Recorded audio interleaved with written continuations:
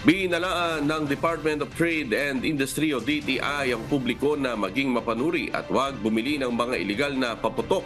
Kasunod ito ng mga ulat na may ilan sa ating mga kababayan ang nagsimula ng mamili ng mga paputok bilang bahagi na ng kanilang nakagawian tuwing magpapalit ang taon.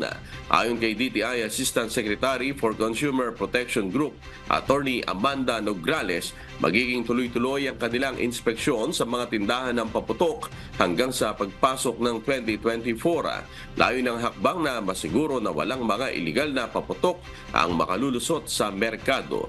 Pakinggan natin ang pahayag ni DTI Assistant Secretary for Consumer Protection Group, Attorney Amanda Nograles.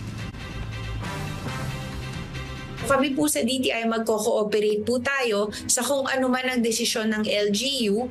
Pero kami po, babantayan po namin yung mga mismong fireworks and firecrackers na nilalabas sa merkado at pwedeng bilhin ng ating mga consumers. We are ongoing with our monitoring kasi nga po, delikado talaga yung laganap ng mga fireworks and firecrackers na dinidikitan lang basta-basta ng PS mark.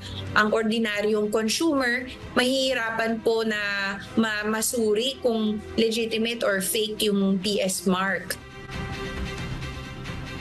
Paalala ng DTI sa publiko, bumili lamang ng paputok sa mga authorized dealer o ang mga tindahan na may PNP license o permit. Ito upang maiwasan na makabili ng mga substandard na produkto na maaaring pagmula ng aksidente. Payo rin ito sa mga mamimili na suriin kung may PS markings at kung may nakalagay na license number ng manufacturer sa bibilhing paputok. At para makasiguro na lihitimo ang PS markings na nakalagay sa mga pailaw o paputok, maaari itong i-counter-check sa listahan ng DTI na makikita sa kanilang website sa www.dti.gov.ph. Muli namang hinikayat ng ahensya ang publiko na isumbong ang mga retailer, distributor at manufacturers na nagbebenta ng mga hindi lisensyadong paputok.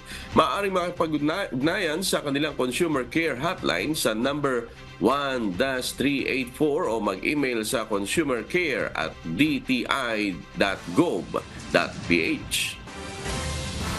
Para sure tayo na talagang lehitimo itong PS mark, i-counter-check nila yung mismong modelo na bibili nila doon sa listahan ng DTI sa DTI website.